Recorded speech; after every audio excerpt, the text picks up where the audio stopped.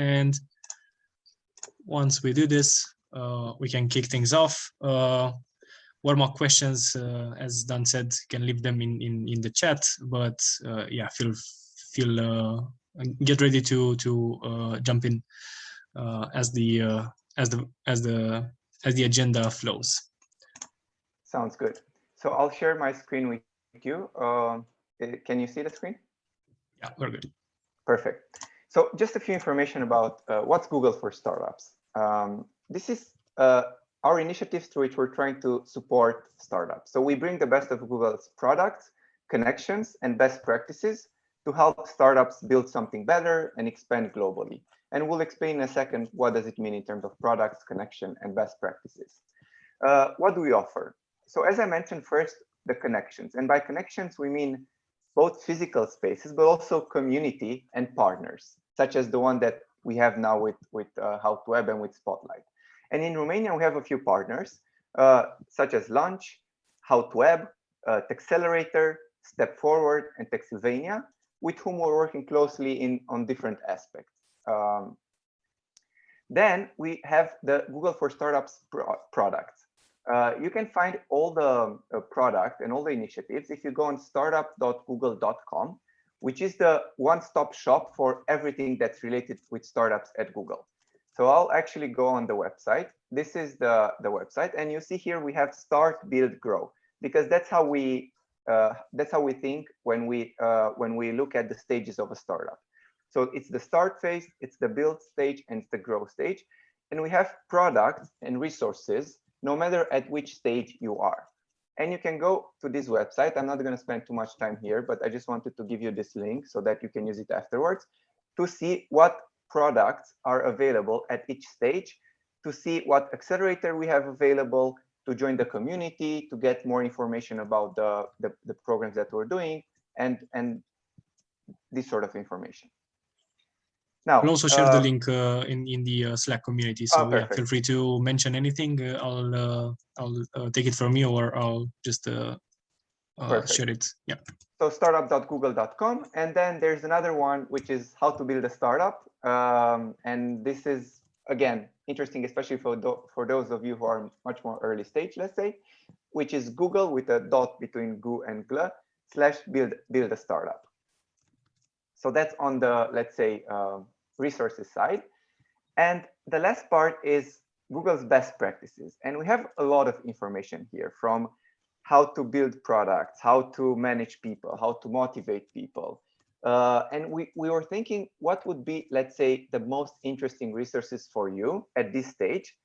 And we thought that the next resources that Sorin will present are the most relevant because they help you get more insights about your audience, about your future customers, and it will help you make better decisions when you're building the products.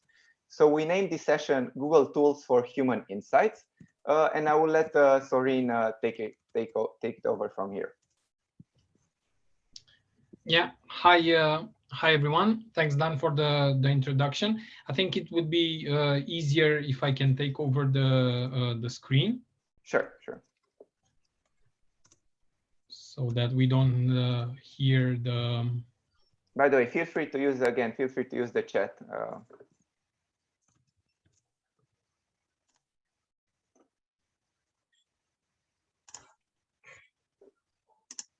We can see your screen now, Sorin. Just unmute yourself. Yeah, we're good.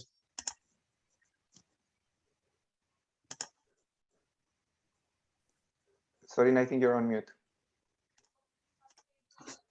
No, it's not. Yeah. Mm-hmm. I don't know why it muted me when I shared the screen, but hopefully now it's working, so you see both the screen and hear my voice. So the tools that we're going to discuss are basically grouped in four themes, let's say. So one is related to how can you access Google data and see what the world is searching for. Then another interesting section of tools is how you can spot trends which are surfacing. So it's a continuation of the Google data, but it's slightly different. Then we have the data visualization tools, and then we have some data for marketers specifically. But we mixed the themes together because some tools are fitting in more than one categories, but I'll guide you through each of them. At any point, if you have questions, as Dan also said, please interrupt us and let's have a conversation about it. So one of the most powerful tools, but one of the most underused actually, or often overlooked, I can say, it's actually autocomplete. So the way people search is usually referred to as similar to a truth serum.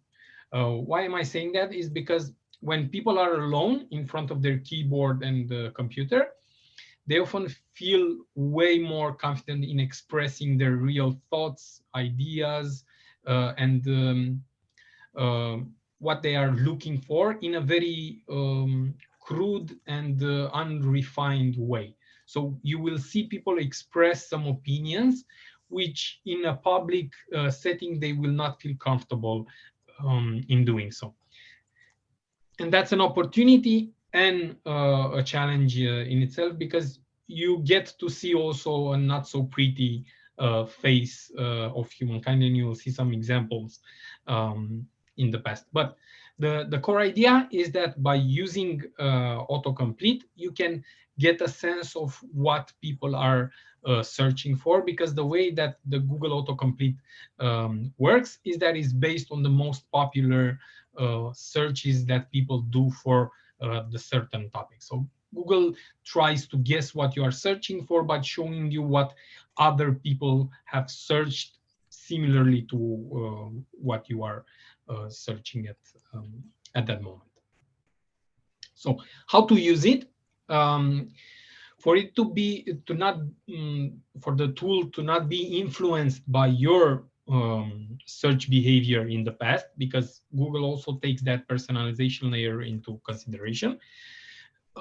It's important to do it on either on an incognito window, either on a fresh browser, so one which is not tied to your Google account, or you're not using it very frequently. And then you go to google.com or the local equivalent, and you start searching for queries, or for keywords which are relevant to what you're trying to uncover about your audience. And the suggestion that you will see below are not ranked in terms of the most searched for, but it's a combination of trending, of similar interest to your behavior in the past. So it tries to suggest things which might be relevant for that user in that specific case. So you can see this type of suggestions about. You can also add different questions, or what, why, how. You can do a lot of testing around this, or around what you think your audience can search for. And this is a lot of manual work, obviously, and is not very scalable, but in specific cases, it can provide you with a lot of insight. And we will have a case study immediately after.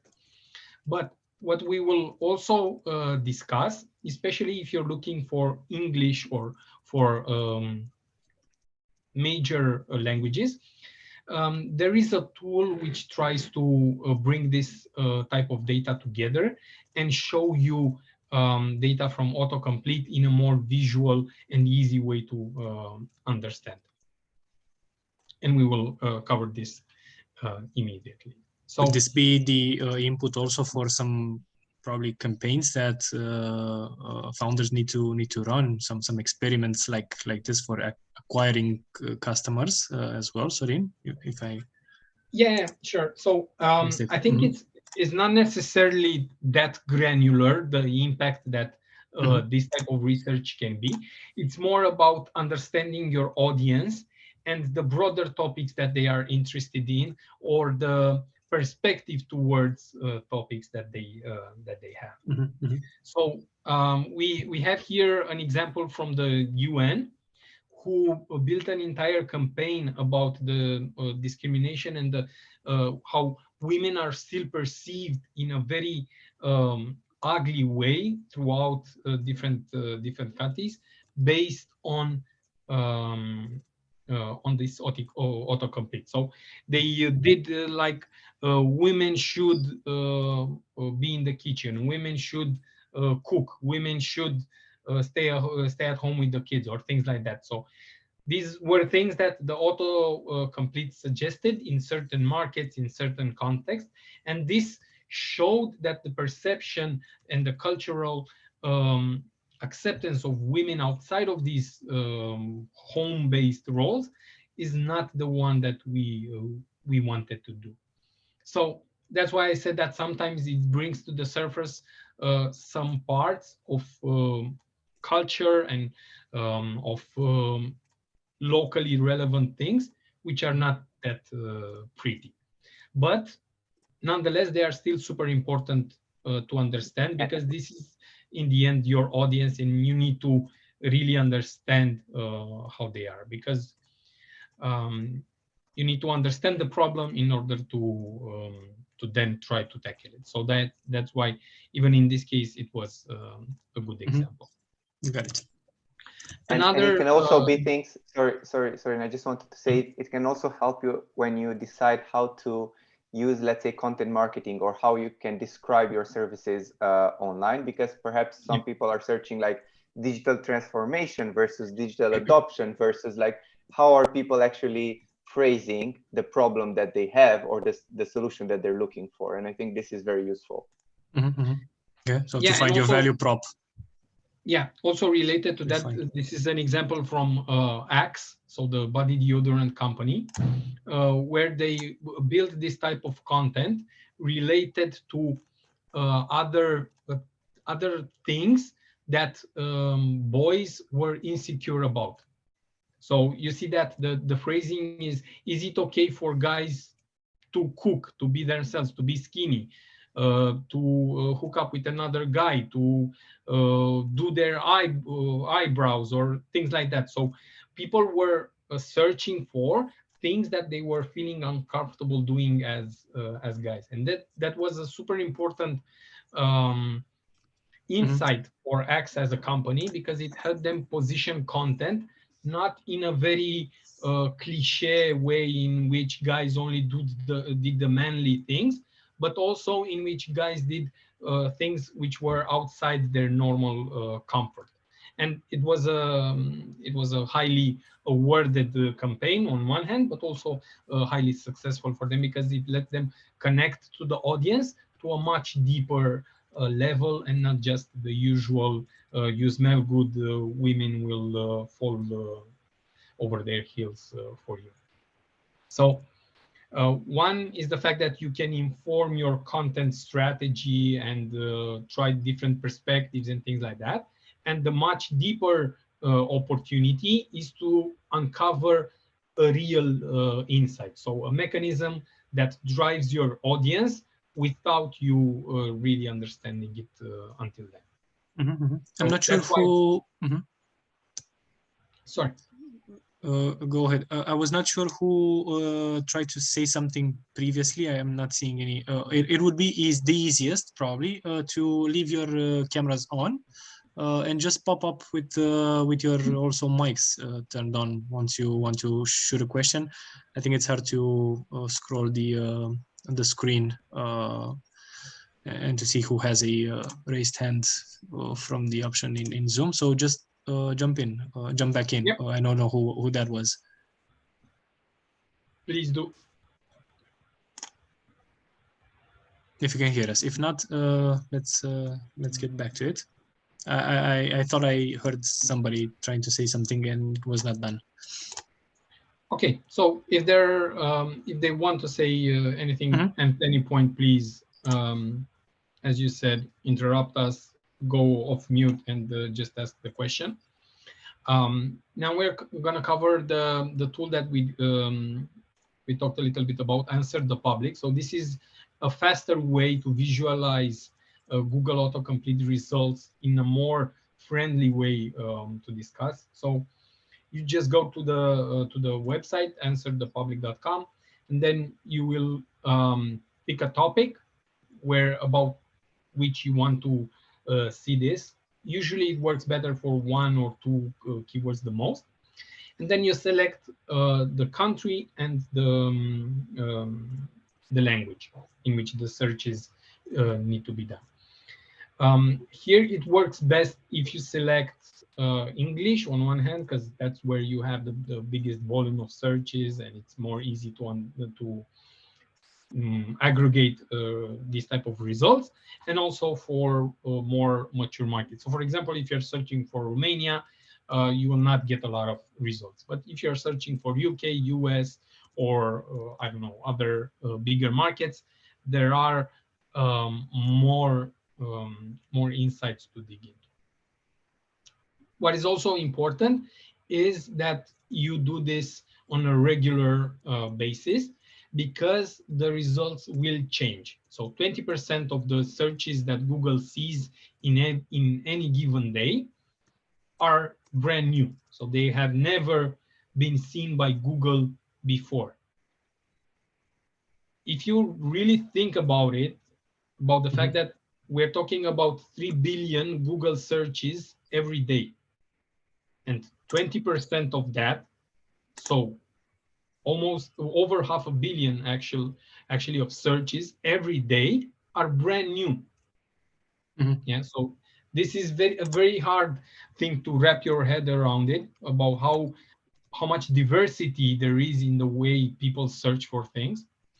I read at some point that based on the Google Assistant data, there is like 27,000 ways of people asking for what's the weather.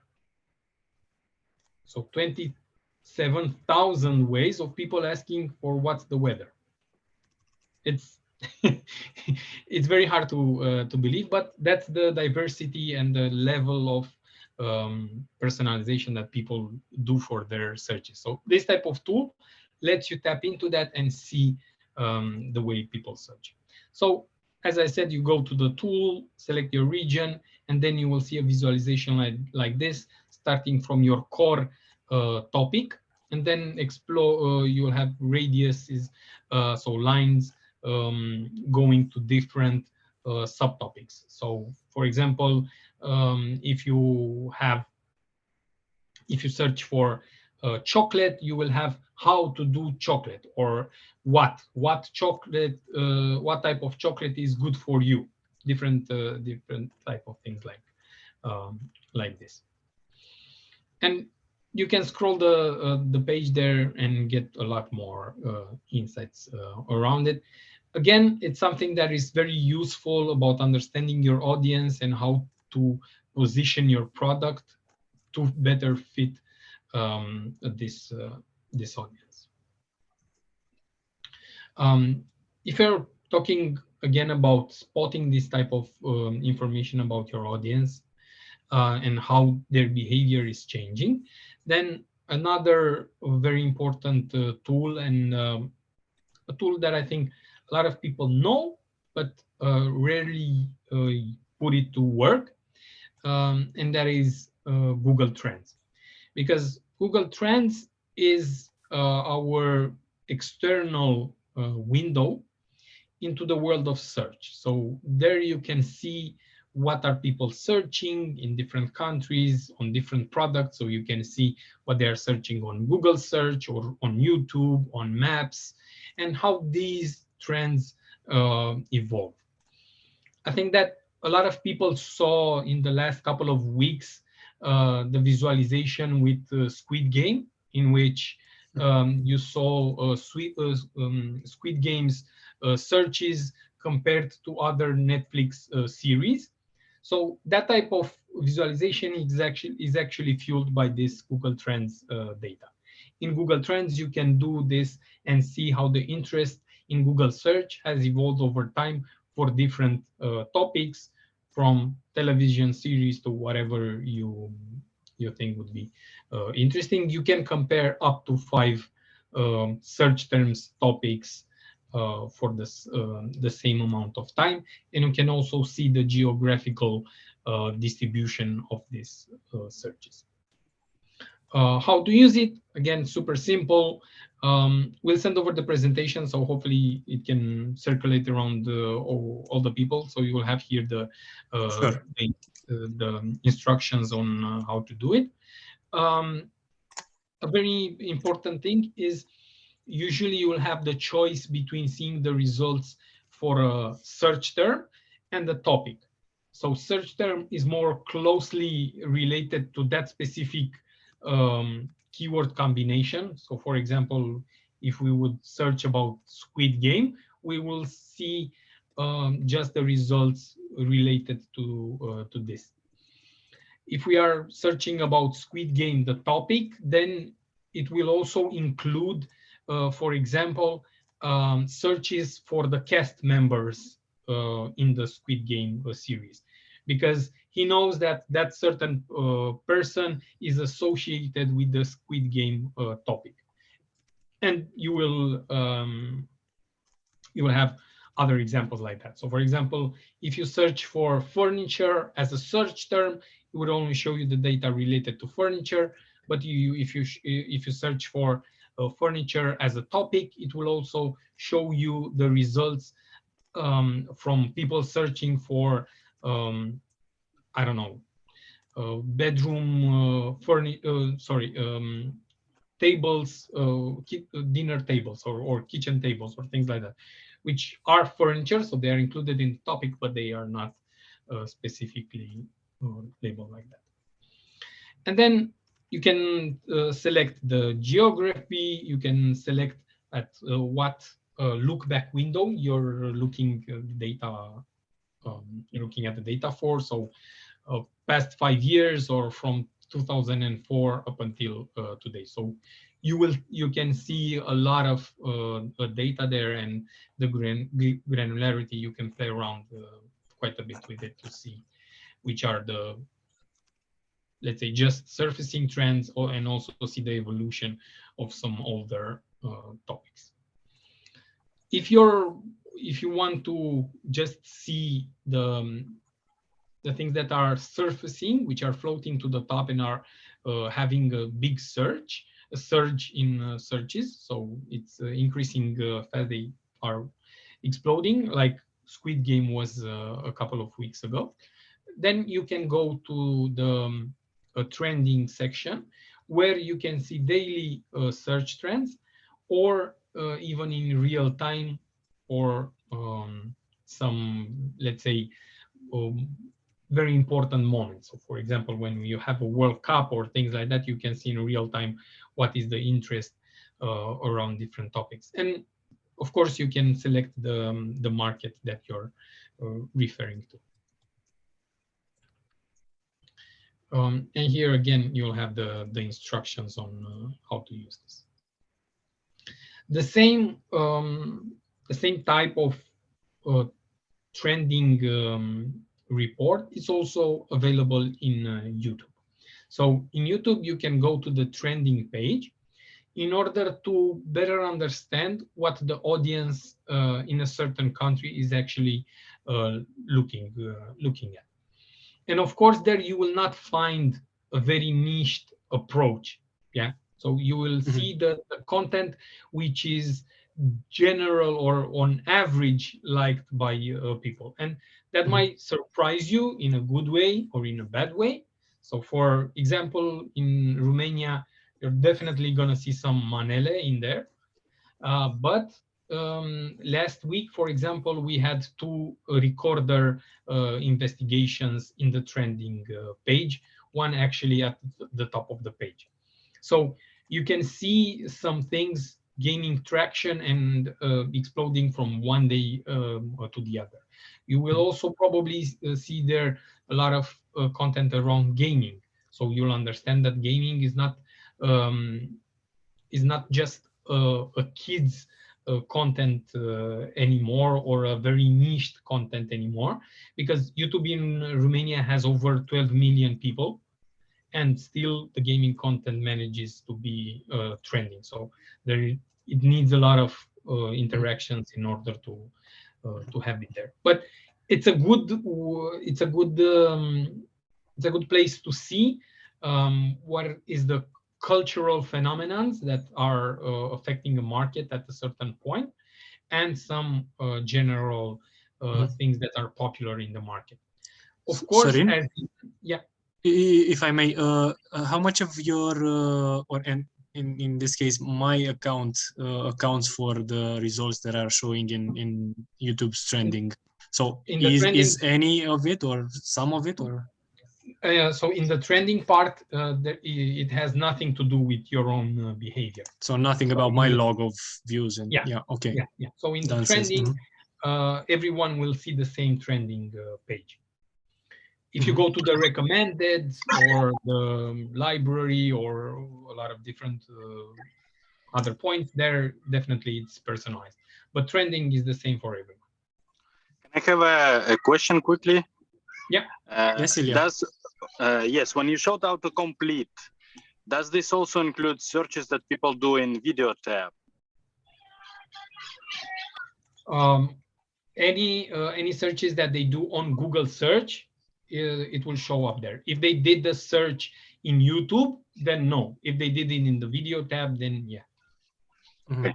Got it. Thank you. So if you started from the search tab of Google's, then that shows every search. If you just go into YouTube, that shows a different search. Okay. But autocomplete works also in YouTube, so you can do the same thing in YouTube as well. And just wanted to ask, so if you go to autocomplete in YouTube, you can also see the same types of insights that are okay. Yeah.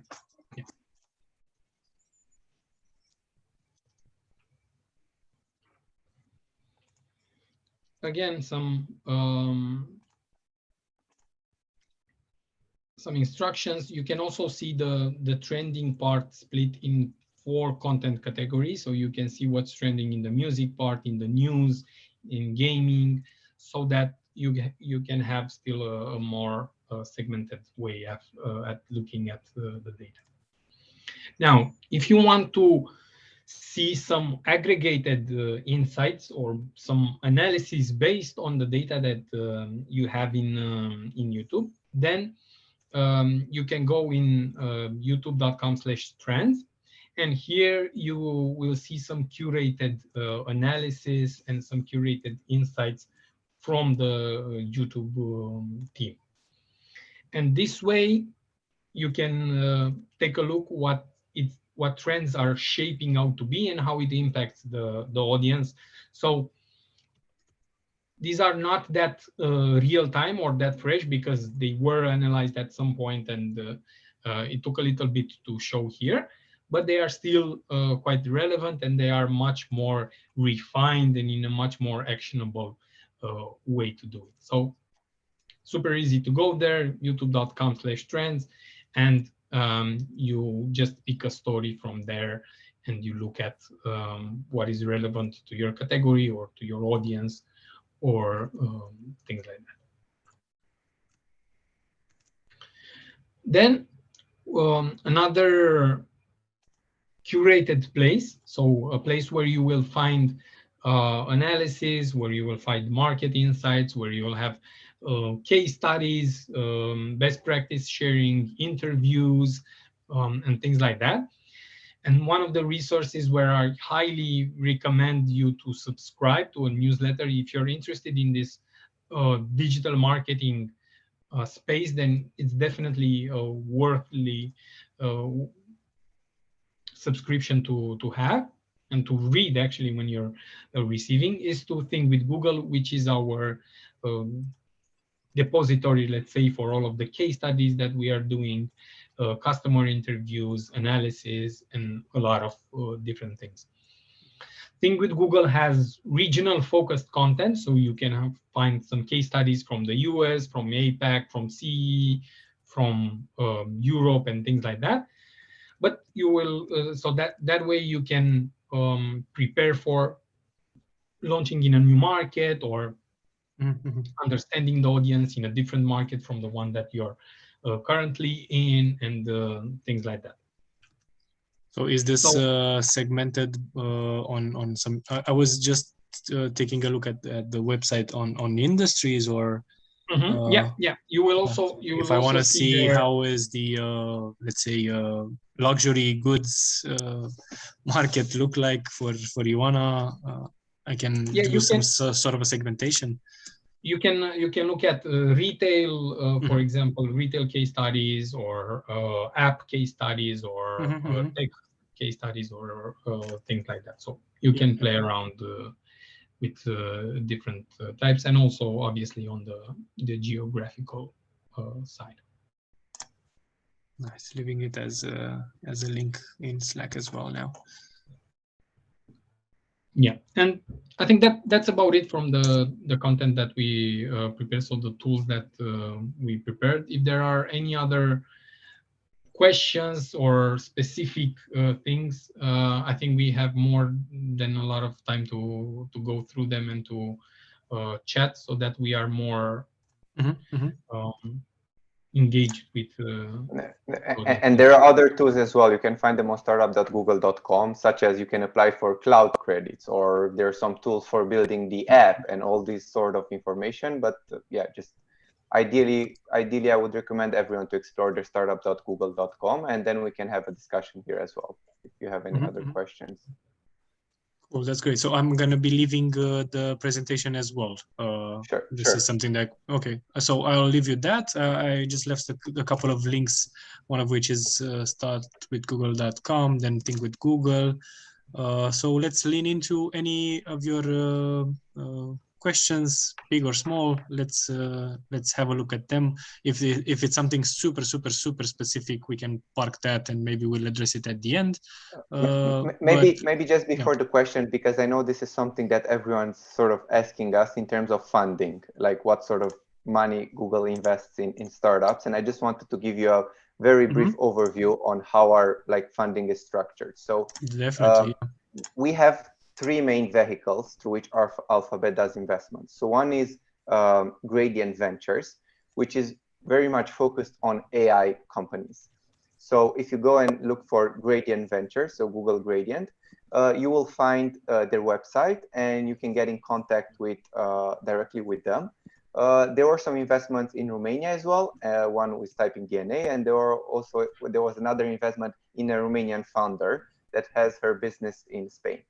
So that's one, Gradient, and they usually invest tickets of 1, 2, 3 million, so quite of seed/Series A in terms of their focus.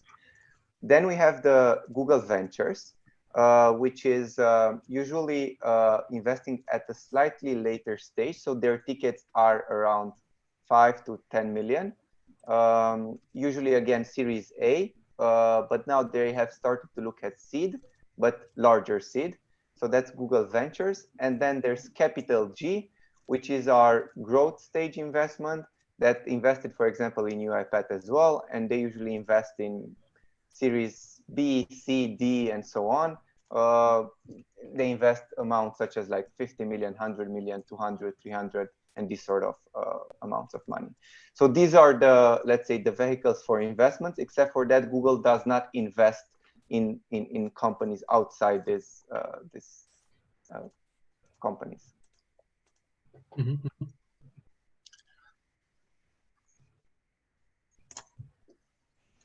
Any questions regarding what we discussed, or any other topics that you're curious about?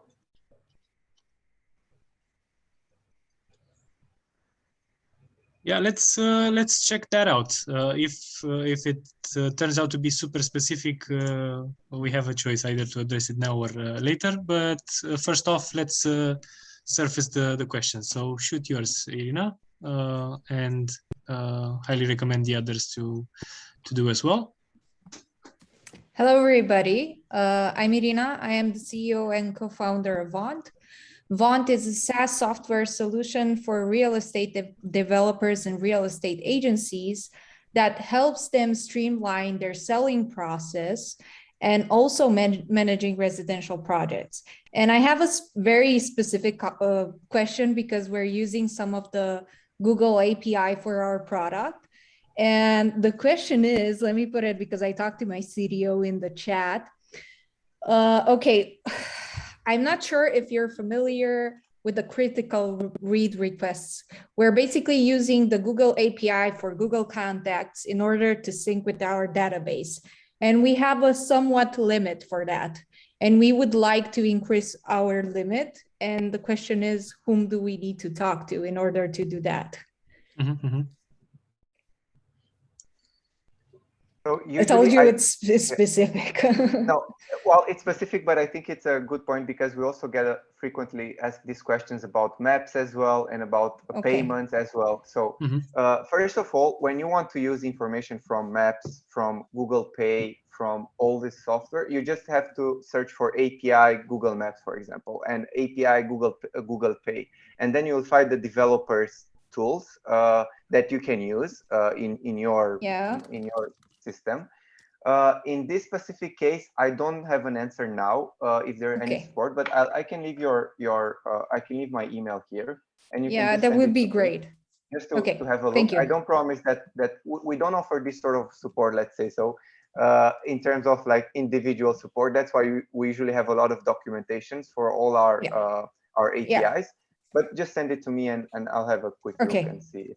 We read the API, we're using it, but we need to increase the limit we use every day. So that's why. And also, do you guys have any, I don't know, maybe discounts or credits for G Suite because we're using it? I believe it's called Workspace now, right? Yes. So we do. You have to apply here for everyone. So this is cloud.google.com/startup. There's an application process, and you basically get access to cloud credits, but also a Workspace account, and different technical resources and other credits on maps, on Play, on thank you so much. Building on that, I think it's the limits are usually either set in stone, so you cannot change them, or it's basically the free version, and then it possibly has a cloud service that you can pay and increase that limit on. So we want to learn how to do that because our customers use it and it's very useful to them. So that's why. Thank you so much. Thanks, Irina, for bringing this on. I was seeing some smiles of some of your faces as well. I understand that this responded to some of your questions, but let's bring on some others too, who has something new. Can I ask another one? Sorry. You can also put a bit of a context to what you do at BitScout now. So you understood this from the last Q&A. Thanks for coming back with this, Irina. Thanks a lot. So I'm Ilya. We are BitScout. We allow project managers double their productivity by automating repetitive tasks. And behind that, we offer users add no-code AI to their project tools like Asana or Monday. The question that I have 3 questions. Can I ask 3, guys? Yeah. Number 1 is no more. Thanks. So number 1 is more tactical question about YouTube. In YouTube, I don't really understand how the tags are working. Can you elaborate a little bit? Because it's really kind of like not clear. Do they influence on the content in which way? Okay. And then I go to this tags. Yes, tags. So tags are like the keyword attribute in SEO. You will not have a significant impact based on the tags. So in order to have traction with your content, it looks at the overall description. So you need to have a very content-rich description to the video. And also it looks at the traction that the content has with the initial people that are looking at it. So if they are looking at 10% of it, 20%, 50%, 100%. Are they sharing it to other people? Are they adding it to playlist? Are they engaging with the content in one way or the other, so that it prioritizes that. But otherwise, you need to focus on the content itself. So title, description, thumbnail, things like that, and forget about the tags. Those are like very little accessories, so no big impact there. Okay, thanks. Is And the if same you're way, yes, sorry, yeah, Dan. no, I wanted to say that if you're creating content on YouTube, advertising on YouTube has gotten, let's say, cheaper and easier to do. So, and it's easier to target audiences that are interested in similar content that you are providing. So, such as like project management tools and this sort of other tools. You mentioned sorry. No, go ahead. I think I have a delay in my. Ilya, you mentioned about Monday.com. Monday is actually one of the biggest YouTube advertisers in the world.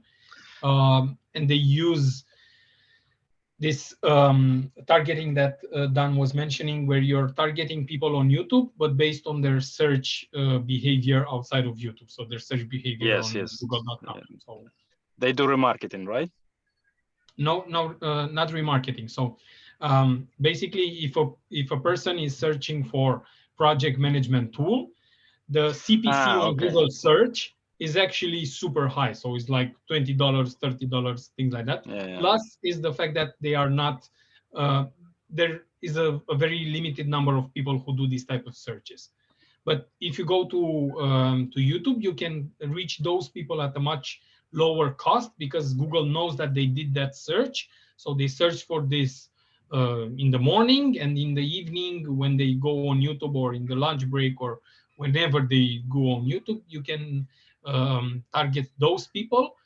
Even if they didn't visit your website, they didn't engage with your search ads, is just solely based on their search behavior. And you can do that for competitors, brands, for location specific searches, and a lot of different things at a much lower cost. Okay. Another thing is when it's like YouTube is kind of very interesting for us in terms of our so-called inbound marketing. So we use that for different purposes, to create bi-weekly blog posts, and also to post information about how to use the tool. And another question that I have is, does it make sense to invest time in transcriptions, in closed captions?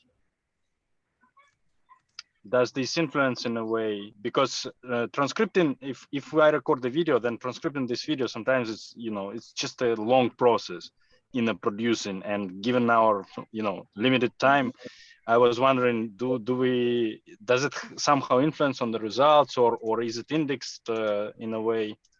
So this, I would say, is an emerging trend. If you look at the most popular YouTube channels, you will see that they diversified, and they repurposed their content in different languages. So, for example, if you look at Mr. Beast, you will have that you will see that now Mr. Beast has his main channel, and then he has a Spanish channel, and then he has like a Thai channel maybe, or things like that. So definitely it helps, because it helps you reach a broader spectrum of people which don't know English.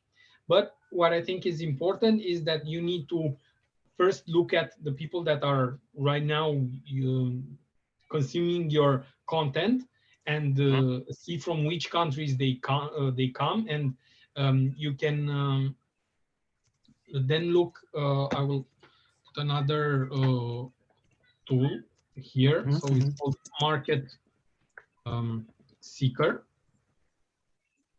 Let me just put the URL and I will share it to you. Yeah, thanks. Market Seeker lets you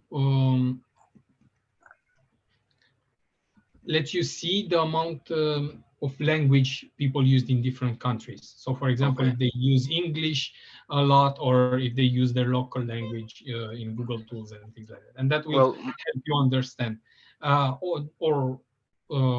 Optionally, you can look at what is your desired audience, so desired countries, and then try to adapt it to that. So either you're Okay. starting from what you already have, or what you're aiming to have as an audience.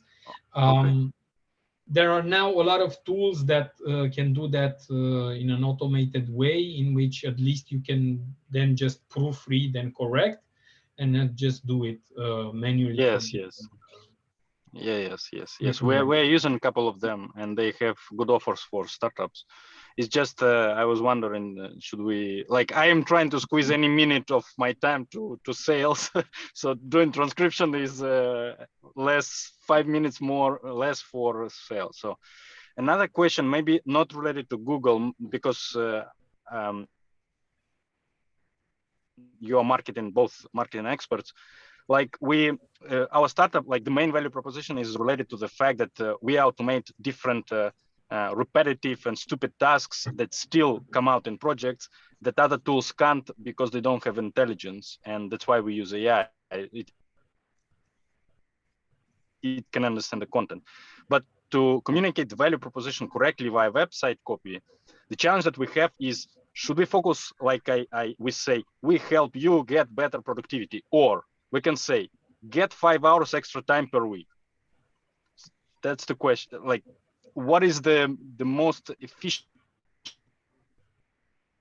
way to, for me, I believe that given 5 hours back is more clear value proposition towards the website, because on our website, we want to capture leads via a lead magnet, a beacon lead magnet. So they would download or register for a meeting. So I wanted this functionality to work really well, and that's very important, how we choose the copy for that. Okay, so the question is, how can you run some experiments using No, what the question is tools to figure out what positioning statements so, actually work better? Like, there are two ways to position a statement. Number one is to say, okay, we solve your productivity problem, okay, which is abstract problem, but still clear problem. And second is, I would say, I give you 5 hours back per week. Yeah, I think there is actually a third way in which you can put it, and sometimes it works, and that is the negative aspect. You're wasting 5 times a day, or you're leaving 5 million on the table because you're not attending to the biggest sales or things like that. There isn't a decisive way. One thing, you need to test it. So that would be the initial thing, to see which one would work best on average. And then the next step would be actually to personalize it depending on different signals. So you can have the three communications, the 3 approaches actually in your ad messaging, so you're in your inbound communication, and then lead to different version of the landing page, which are following through with the communication. So that way you will see on the ad on an ad stage which of the 3 ways catch the user attention, and then you will follow through with the same line of communication in the So if I would, let's say I want to run next month an experiment. So I would go to Google autocomplete, figure out what's the search term that is not, outrageously expensive, and nobody is overlooking. Let's say everybody is looking for monday.com OCR, or monday.com extract data from PDF, whatever. So I find this search term. Then I go to Google Ads. I create 3 ads, like an A/B test, with 3 different variations of the value proposition, leading to 3 different pages. And then depending on which ones performs best without changing the keyword is important, then I get a very clear answer, basically, the one who converts, right? That would be a very okay. Yeah. Okay. Thanks. Yeah. Thanks as well, Ilya. Let's move on. Thanks for bringing this to surface. Let's see who else wants to ask something, say something. If you wanna, I'm seeing you on Yeah, YouTube.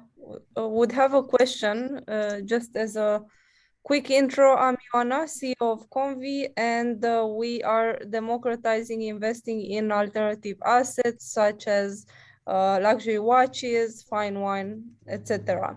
And my question is, what do early stage B2C, ideally startups, optimize for when it comes to advertising on keyword search? So a quick background, my co-founder was an ex-Facebook employee. She does believe that we would probably take the best strategy to start with Facebook advertising, like social ads, and then once we scale, go on keyword search. But yeah, what are your thoughts on that? Thanks, Ioana. I think that it's a meme which is quite popular with why not both? Because I don't think it needs to be a decision between one or the other. They work on very different points in the funnel, or points in the user in triggering them a certain behavior. So search helps you scoop up the intent which is already available in the market. Facebook lets you put your content or put your product in the way of people without them asking for it. So it helps with product discovery. YouTube can do a similar thing, but in a different way, more video focused, and a little bit now connected TVs are increasing quite rapidly for YouTube, so on a big screen format and different things like that. So I don't think it needs to be a question of which to start. I definitely would start with both in order to have results and see which deliver the best results. In terms of the KPI that you're optimizing for, I think for startups, it should always be scaled right now. So you're trying to grow as fast as possible. I don't think you can look at profitability right now, or cost per user acquisition, or things like that. I know it's very hard to put that in practice, but usually that's why in startups you're talking about runway or a burn rate or things like that, because you need to be aggressive with your strategy and your priority of the KPIs. And in your case, I think it's even more important to get the word out and to have as much people as possible learning about the Yes, for us, education is a big part of our business model, and that's why we haven't yet figured out how we would use keyword search, because people aren't really searching, I want to invest in luxury assets. So it's not. On the opposite, I think for you it will be super easy, because people are searching for wines, people are searching for expensive watches, people are searching for all of the different assets that you put behind. You should target the people who are searching for those assets and say, look, you want that 70K Audemars Peugeot, you can invest in one. Why you pay 40,000 for a Rolex? You can own 5% of it, or things like that. But the same with wine, the same with a different type. It will be much easier to get to those type of people on search than it would be on Facebook. And I worked with Facebook for 7 years, so I know it has its strong points. But yeah, I agree. Actually, sorry if this takes too long, but the one idea that I had, which I didn't know if it's possible, would be to go on specific YouTubers and put ads only on those specific channels. Is that something you offer? It is possible, but again, the focus shouldn't be on the YouTuber actually, but on the type of content that they show. Because as I mentioned before, you can target people who are doing specific searches. So as you said, Rolex, I don't know, submariner, let's say. So people who search for that on Google search, you can target those people inside of YouTube.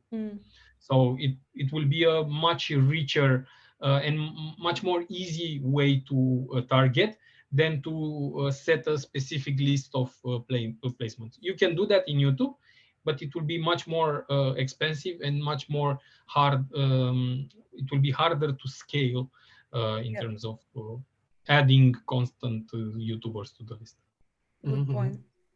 So you're saying that we should use the search for surfacing the need, the niche, the problem, the intent, and then using other media for displaying the solution, right? So that's why not both, actually. Yeah, exactly. Okay, you were saying something, Dan? Same on YouTube with the same. Could you add on it? On these topics? Oh, okay, yeah, okay, I wanted to okay. regarding the niche that there's a lot of niche content that you can target. There's a lot of content on investment actually, on how to invest, and we see here some ideas also from Irina for rates or stock investments or a lot of NFTs and other things like that. Hadi, Igor, feel free to jump in. We'll see how to manage the conversation, but yeah, just shoot yours. Thank you. I will go first. Thanks, everyone, and Dan and Sorin, thanks for the very good insights. I'm Hadi. I'm founder of Contester. Contester is we provide many-to-many discovery for mostly video shopping discovery for e-commerce brands to like increase the customer engagement and sales. And my question is like not relevant to like targeting or marketing, but mostly like in terms of because I always have a lot of questions in my head that like Google is working on mostly infrastructures, like providing infrastructures for users.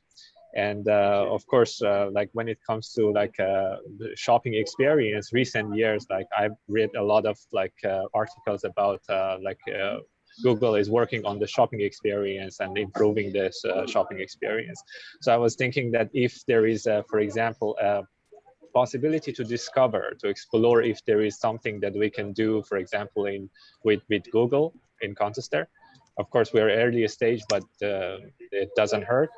So what is the way to go to discover, for example, to have a meeting or to have a like exploration day or something? Because we are kind of providing this kind of shopping experience technology, which is like it provides a very fast delivery, content delivery. I was thinking of, for example, YouTube experience.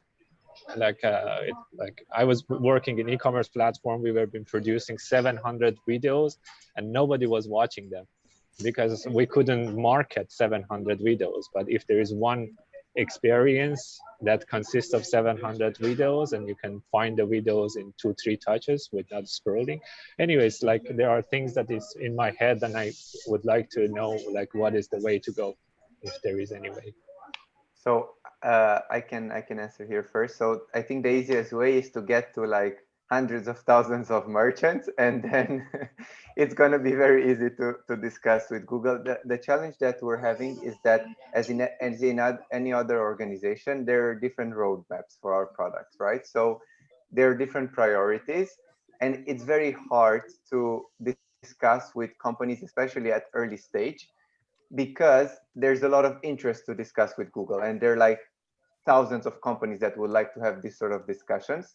So it'd be impossible to have the discussions with everyone, right? So usually how it happens is that if you get to a certain stage, then you can start discussing with the partnership in terms of collaborating for I don't know, co-marketing, for example, and then moving forward. But in terms of like development per se or integration, at least at first, I would say it's not really feasible. Yeah, okay, got it. Thanks. Thanks for the answer. Is Google for Startups, like the acceleration program, something some sort of a gateway for people to apply? I think you already mentioned it, but I'm bringing it back to surface. Not really. I would say Google for Startups, the accelerator, provides you access to potential, let's say, partnership and technical access to some let's say, engineers, but not in terms of integrating the product into our products, but more about how to use the know-how from the engineers to build your product and to grow your product. So it's still very external facing versus like internal. Of course, once you get there, if you meet someone from the product team and you give them a brilliant idea, they can take it and try to implement it in the roadmap or put you in contact or thing. But it's a very long shot, as Dan said. Right. There are thousands of companies who would like to have a personalized integration with Google. But if you look in the past of at which point did we did a maps integration with booking.com, for example, or with Uber, or with I don't know, other businesses like that. It was at a point where their scale was big enough so that their experience could actually improve the Google product for the broader user. So it will not be helpful for. But actually on Sorin's point, and I think this is useful no matter if it's Google or any other big company with whom you're trying to discuss. Sometimes it's easier if you find the right person, because Google and all these big companies are very like generic, right? Like contact Google, it's very generic. But then if you look at different conferences and then you see, for example, who's in charge of, I don't know, the shopping, the merchant center, or who's in charge of particular project at any big companies, you can go on LinkedIn, try to connect with that person and try to find people in that person's team with whom you might connect and just share what you're working on.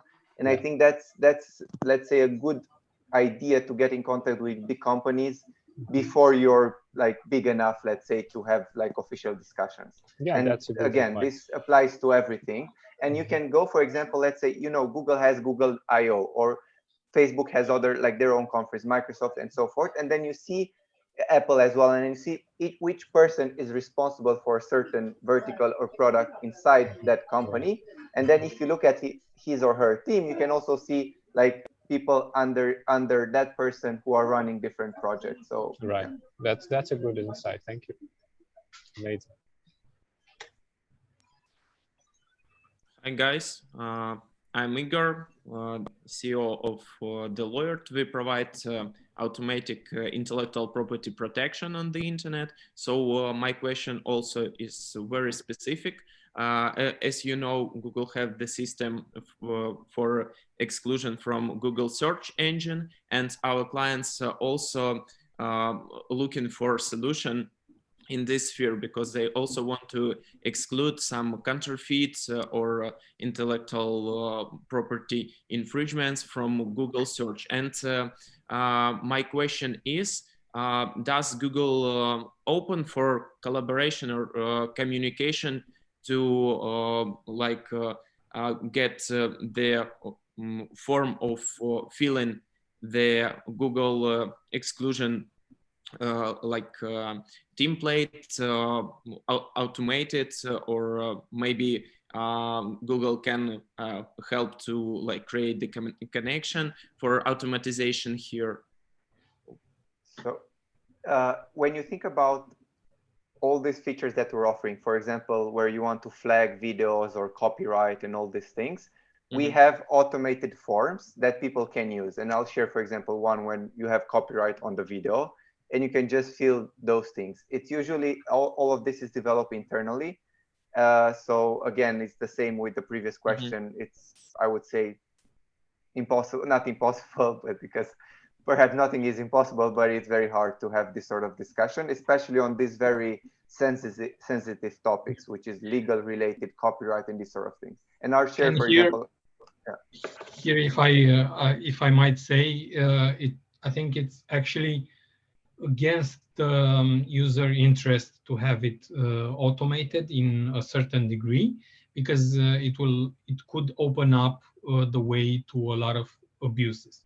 So if you can throw 5,000 requests to bring down a website from a certain form, which is automated, so it's much easier for people to do it, then your competitor can easily do that against your website and try to abuse it. So I think at some points, manual curation and filtering, it's still required for this type of sensitive topics. But yeah, that's just my personal opinion in terms of this, as Dan said, policy and this type of sensitive topics inside of Google are treated very seriously and are very separated and insulated from us, which are in marketing or in other things like that.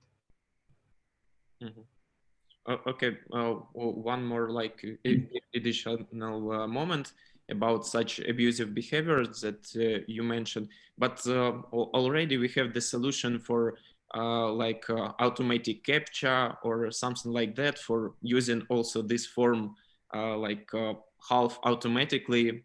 Okay, it's not legal, but also some person uses stuff. So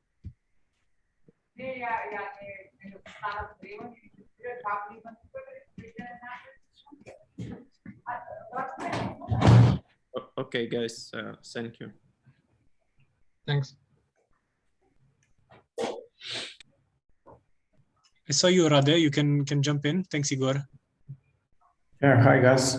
So I'm from Microtica. So we're building a cloud platform that automates setting up infrastructure and deploying applications on your chosen cloud provider. So basically, we're bringing the cloud closer to developers who are not necessarily experts in the cloud space. So I have a question for GCP, if I may, and it's also it regards to the marketing basically. So we already have an offering for the Google Cloud where our customers can deploy their infrastructure on the Google Cloud in a simpler manner, more focused.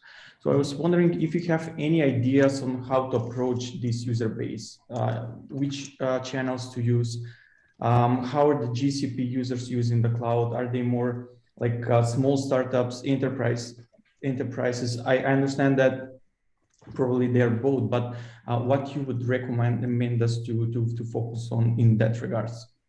So I don't know exactly what you guys are doing, but one idea would be to connect with partners that are implementing Google Cloud to our customers, or to become such a partner. So in order to become a partner, you can apply, and there are different tier levels for each partner. You have to certify, and then you get to work closely either with the Google Cloud team directly, and then you can do, for example, co-marketing activities to reach the customers. Or if you work directly with the partner, they already have customers. So I think at this stage, that would be, let's say, the easiest go-to-market route for you guys, to find the right partner with whom you can complement what you're offering with what they're offering, and in the same time, certify yourself as Google Cloud partners. Yeah, thanks. Makes sense. You're welcome. And you can find the list of the partners, by the way, also on online. Yeah, thanks. Great, thanks for bringing this on, Rade. Let's see if we missed someone, or if you didn't yet ask your question, or said something that is bugging you and might get an answer now. We are getting close to the end, actually. So here's how 1 hour of Q&A passes by, as if it were a second. Igor, would you want to say this, or okay? Trying to drop an eye at the chat as well. But if you're leaving it there, let's get back to you. Because if not, any other reaction, feedback for Dan, Sorin, anything that you want to follow up on as well. And Sorin, if you want to add on something else, I think that should cover the last minutes of the session. Not sure who that was. Can I have another question to Dan? Please, Ilya. In the description in Slack channel, I think you mentioned that Dan is in Axel Angel Fund. I never heard that Axel has an angel fund, and I think Axel is Series A and further down the road. Can you then explain what it is? Is Axel looking for early stage? Yes, and not just Excel, but several of the big VCs. So for example, Sequoia or Excel, they usually invest in Series A historically. And even now, like officially they invest usually Series A, Series B, and so forth. But they started programs that are sort of like scouting / angel investment programs through which they select, in our case, they selected 20 people from Europe. And they give us an amount of money from their fund directly that we can invest in early stage startups. So we're talking about 20 to 40K per startup. The money comes directly from the Excel fund, but it's not endorsed officially, like backed by Excel. The money comes from Excel, but it doesn't go into their like official portfolio. And it's one way for Excel and Sequoia to keep an eye on early stage startups through these programs. And I'm part of this program. So before joining Google, I was actually at BlaBlaCar. Excel was one of the investors in BlaBlaCar. So that's basically when I sort of started collaborating with them 6 years ago. And they just launched this program last year in Europe. And I'm part of the 20 people in Europe that is part of this Excel Starters program. Okay. So, and is there a way, or it's just via normal angel channels we get to reach such people, right? Yes. So you can actually, I'll share with you, I'll share now a document where you can find who are these Excel starters. And if you want to write to me in particular, I can share with you my personal email address, and you can just send me the pitch, and happy to discuss further. Yeah, that would be great. Thanks. Thank you. Sure. Thanks as well, Ilya. Maria, I'm seeing you. I'll take over then. Okay, thanks. Yeah, I think I shared exactly this one with you. Let me check. Please jump in, Maria. Yeah. Hi guys. I'm Maria from Microtica. I had like just thought of the question, so bear with me, please. Basically, the challenge we have is that we have like a keyword that we rank for on the first position of Google. It's, for example, it's best DevOps YouTube channels. And it's actually an article that explains and kind of elaborates the best YouTube channels for DevOps that you can follow and go through. So I was wondering if you have maybe some insights or ideas of how we can kind of leverage and use that into our own YouTube maybe strategy, or basically some other strategy that we can use to extract those keywords that we rank best for, and kind of use other Google tools to kind of to have better position.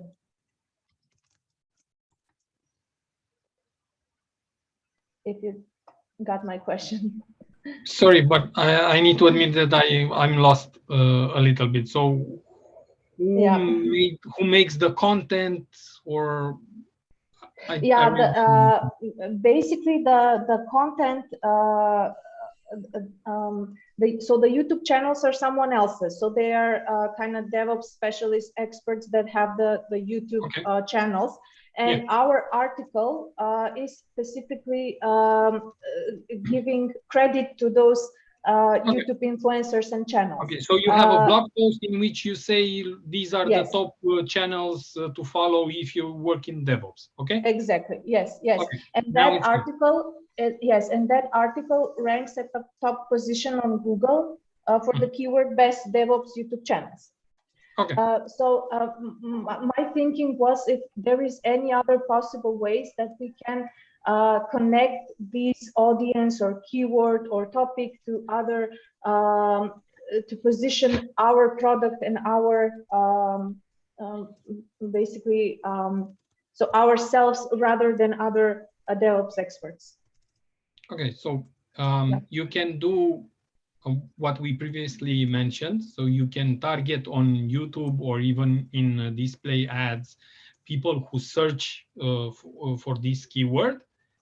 So when they go on YouTube and they watch those videos that you said or others, they will see an ad to your product. And that would be specifically relevant for the people who did the search but didn't click on your blog post. If they clicked on your blog post, you can create a remarketing audience, so a list in Google Analytics or directly in Google Ads, so that you group all of those people together. So all of the people who went to that specific web page in your website can then be retargeted with other communication throughout your sales cycle. And also, if you have this list, then you can also create what is called a similar audience. So the system looks at what those people have in common. So let's say you have 4,000 people who visited your page. The system will look at the common traits amongst those 4,000 people and will go back and look at in the broader audience of YouTube or display or things like that to other people who meet the same criteria. And you will get from like a 4,000 people remarketing list to a 40,000 similar audience list. So it expands your audience universe. Okay, great. Thank you. Thanks as well, Maria. Hope that answered. Let's see who else needs to shoot any question, any feedback, any reaction about all so far. If not, also Sorin, Dan, if you want to add something, just a quick nudge that we'll share. We've already shared in the Slack channel most of the resources. Once we have the deck, I'll leave that there as well, alongside with the recording. Your email addresses. I hope I didn't miss anything, but if I did, just nudge me on Slack, speaking with all the founders here. Also, Dan, Sorin, everything and anything that you want to add on, we can definitely do it in the next days as well. Once you find another resource to be shared, happy to do that, definitely. Leaving you the last minutes to so we can all say goodbye until we meet next time. I just want to say thank you to everyone for attending and for actually attending Spotlight and competing here. And if you have any feedback regarding this session or regarding your experience through Spotlight, it's very useful for us because we're trying to provide as many resources as possible to the local ecosystem to help it grow. I mean, to the regional one, because I know a lot of you are from other parts of Central Eastern Europe. So thanks for this, and we hope to keep in touch with you through our different programs and initiatives. And we hope you find this session useful. Thanks. Thanks, Dan. Sorin, if you want to add something else. Yeah, thanks a lot also for the opportunity to speak to everyone. I just want to close out by saying that if you have other questions at some point, or you want just a quick advice, you can find me on LinkedIn, drop me a question there, and I usually try to respond and engage with people.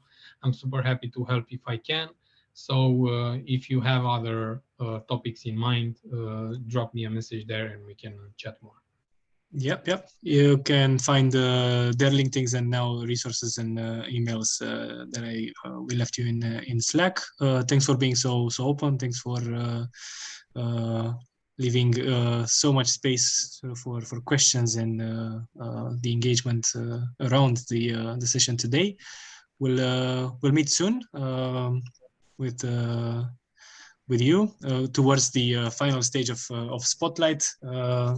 We've entered the weeks where they have sessions like these, and now, given this week, we start off with meetings as well. We'll get back to you and let you know about the meetings that you will have this week and the other week, and so on and so forth. We've just wrapped our heads around the schedule for you based on your wish list, based on the meetings that we had. It's gonna be a hectic 1 month or so from now on. Thanks, Dan, Sorin, for kicking off this week, and we'll see you soon. Feel free to jump off the call, and once this is over, we'll get back with the recording. Thanks all. Take care. Thank you. Thank you. Bye. Bye, guys. Bye. Bye. Bye. Cheers. Bye. Bye, Thank guys. you.